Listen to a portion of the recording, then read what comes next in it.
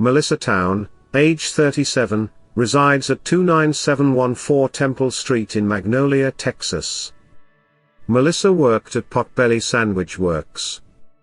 Magnolia, Texas is situated in southwest Montgomery County. It's 50 miles inland from the Gulf Coast. It's situated 45 miles northwest of Houston, and right next to the Woodlands. It has a population of just under 3,000 citizens. Towne was born in San Antonio, Texas and went to La Vernia High School. She attended Lone Star College. Melissa has a long history of mental illness, including being diagnosed with schizophrenia. She has been institutionalized at least 9 times. Melissa Towne's Facebook posts go back years with constant rants revealing her mental illness. Your scavenger hunt hint in this video is the letter N, like November.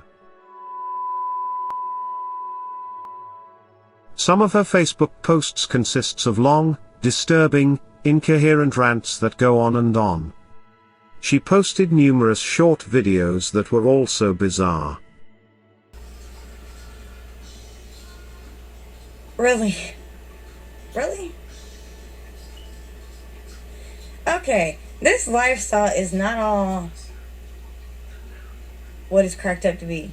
This is not, it's all about the he said, she said bullshit, because I'd kick it. That's not what this whole ordeal is. Montgomery County, hello. I've never met you. I've never been introduced to you, or any above.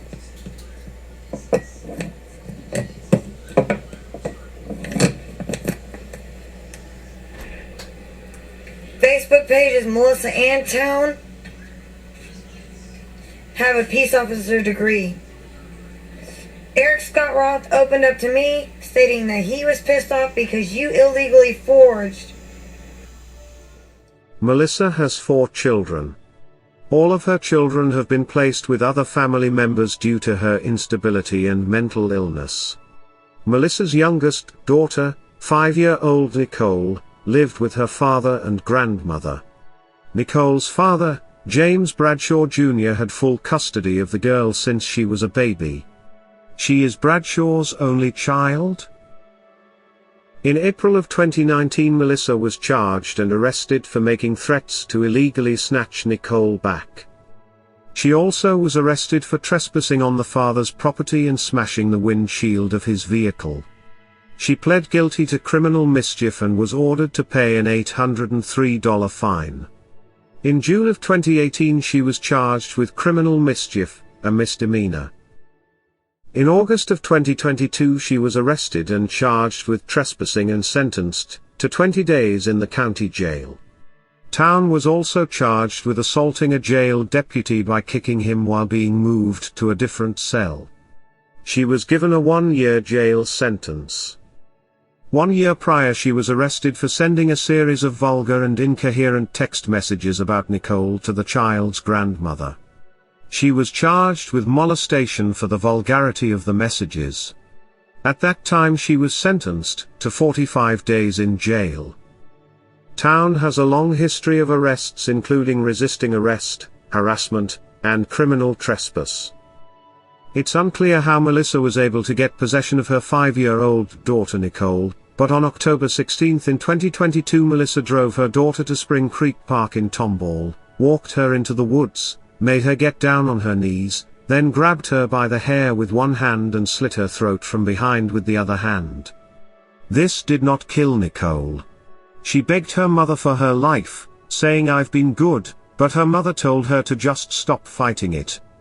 Melissa then put a garbage bag over her daughter's head and strangled her for 45 minutes. When she was sure the child was gone, she put her into a mesh laundry bag and put her in the passenger side floorboard of her Jeep Cherokee.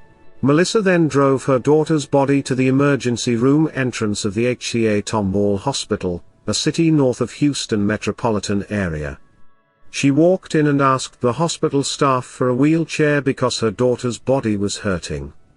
A concerned nurse walked out to her vehicle and noticed the child's body wrapped in a bag. When she turned the girl around, she noticed the deep laceration on her neck, and her face was covered in bruises. At this point, Towne told the nurse she stabbed her daughter to death. The nurse hurried Nicole into the hospital in a desperate attempt to save the little girl's life, but doctors could not save her. 5-year-old Nicole was pronounced dead shortly after. Authorities were immediately called to the hospital where Melissa Towne was arrested. When questioned, Towne told the detective she killed her daughter because she was evil. She said she was an evil girl with an uncontrollable temper. She said she couldn't deal with her anymore. When Melissa was searched, they found the murder weapon in her pocket. It was a kitchen knife. Child Protective Services put out a statement saying they were also investigating the child's death and that Towne had a prior history with the agency but could not give any additional details due to confidentiality rules. The agency said Towne has 3 other children, ranging in age from 2 to 18 years old, who are safe and had been living with other relatives. Melissa Towne is being charged with capital murder. She was booked into the Harris County Jail. She was not present during her initial probable cause hearing on October 17 in 2022. Towne was given 2 court-appointed attorneys, James Stafford and Casey Garrett. Let's listen to the hearing. Ms. Towne is charged with capital murder of a child under 10 years old. Ms. Kennedy, state's position, please. Your Honor, in this case, the state filed a motion requesting a no bond as the defendant is currently charged with a capital offense, that of capital murder. The state is against a pretrial release, requesting to refer the decision of bond to the district court. A few facts from the case. The offense date is going to be October 16th, 2022. Officers were dispatched in reference to a deceased 5-year-old child. When officers arrived, they made contact with the mother of the deceased child, later identified as the defendant.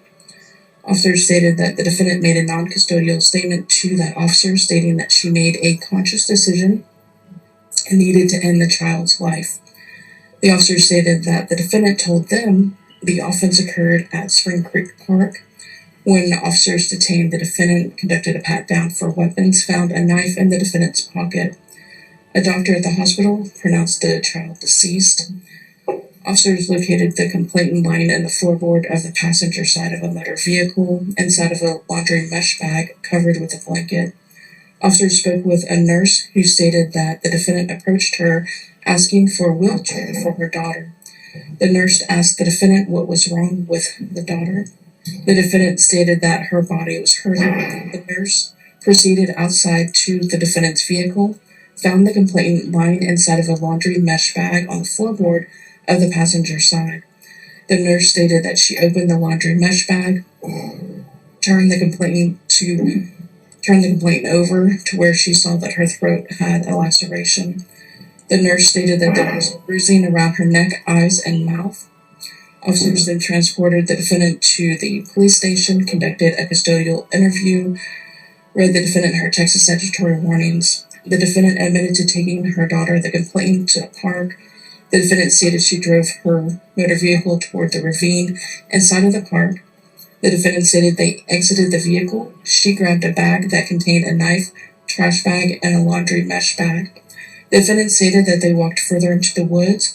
The defendant stated she had the complainant get on her knees. The defendant knelt behind the complainant, grabbed her hair with the defendant's left hand while utilizing the knife with her right hand, sliced the complainant's throat, causing a laceration. The defendant realized the knife did not kill the complainant because the complainant began to scream and fight. The defendant stated that she immediately placed the trash bag over the complainant's head. The defendant stated that she had a hard time strangling the complainant and that she continued to strangle her for approximately 30 to 45 minutes. The defendant stated that the complainant yelled, "I've been good," and the defendant replied, "Stop fighting it." The defendant stated that she was able to sit on top of the complainant while covering her mouth with the defendant's hand, placing the trash bag over the complainant's head. The defendant stated that she then placed the complainant inside of the laundry mesh bag to carry her to the vehicle. The defendant stated she wanted to dispose of the complainant, so she decided to take her to the hospital. The defendant stated she wanted to end the complainant's life because she was an evil child and did not want to deal with her anymore. When officers observed the complainant, she had a laceration on her neck, bruising around the neck, eyes, and mouth. Your Honor, the state filed a motion requesting no contact with any witnesses, no weapons, alcohol, drugs, GPS, curfew, house arrest, for the defendant to surrender her passport or any travel documents, for the defendant's travel to be restricted to Harris County, no contact with anyone under the age of 17, no contact with any school or daycare facilities, to not supervise or participate in any activities involving anyone under the age of 17, to not have access to the internet, no cell phone or computer that has access to the internet, no pornography. The state is against a pretrial release under the Code of Criminal Procedure, Article 17.03, current violent offense. That's it, Your Honor. Thank you. These will be the bond conditions. She's ordered to appear in court, commit no new crimes. She's ordered to surrender her passport for a temporary deposit with the court. Her travel is restricted so that she must remain within Harris County and its contiguous counties. She's ordered not to use, possess, or consume marijuana or controlled substances or alcohol. She's ordered not to use or possess a firearm, deadly weapons including knives or ammunition. She's ordered to submit to electronic monitoring with an initial curfew from 12 a.m. to 11:59 p.m., which is 24-hour house arrest, only allowed to leave if she is going to court or pretrial services or seeking medical treatment. She's further prohibited from having any contact with any person 17 years of age or younger, and prohibited from going within 1,000 feet of any school, park, daycare facility, or other location where children may gather.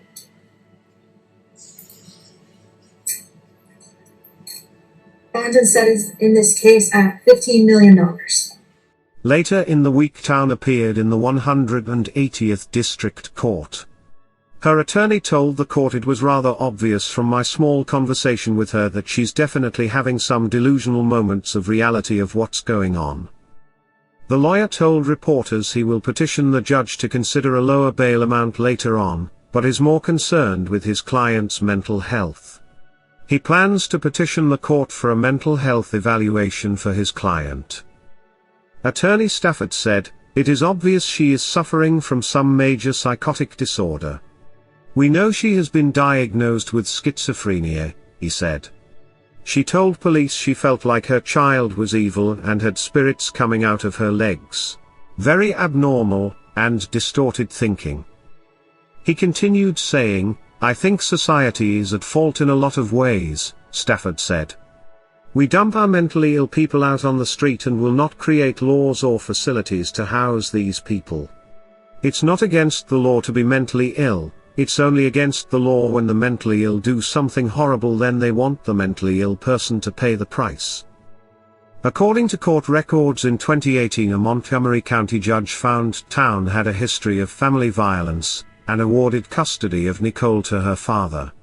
The judge granted Towne supervised visitation, which was later changed to overnight stays. Neighbors said Nicole lived with her father and the grandparents. Next-door neighbor Alan Farr spoke to reporters about the tragedy. "We always kind of knew that she had some mental problems. She would have arguments with my mailbox for no reason. Well, one time when I called them, she was actually beating up on a car out here. I didn't realize it was hers. They found out that it was actually her own car, but she was hitting it with a baseball bat. As far as I know, Child Protective Services kept the children away from her." Another neighbor who wishes to remain anonymous told reporters that Nicole's father struggled financially but adored his daughter. And he was always asking for help, and anytime we could help, we would all help. And he loved her. He was the best dad he could be. We all knew that something was wrong and that she was not good for her baby. So we just kept her away, and we didn't want anything to happen to her. So we tried the best we could, the neighborhood, especially our street, to protect her. But I can't imagine anyone ever doing that to a child at all. And then when you find out that someone and especially the sweet little baby that she was, it just breaks your heart. A former co-worker of Towne's told reporters in an interview that she was unhinged and it was apparent that she would eventually snap.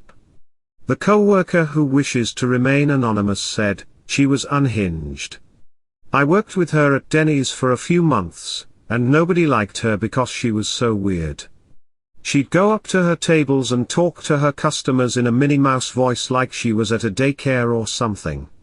These customers would be full-grown adults, like a 60-year-old couple with no kids, and they'd be looking at her so confused, like, is she for real?" According to the co-worker, they nicknamed her Crazy Chick.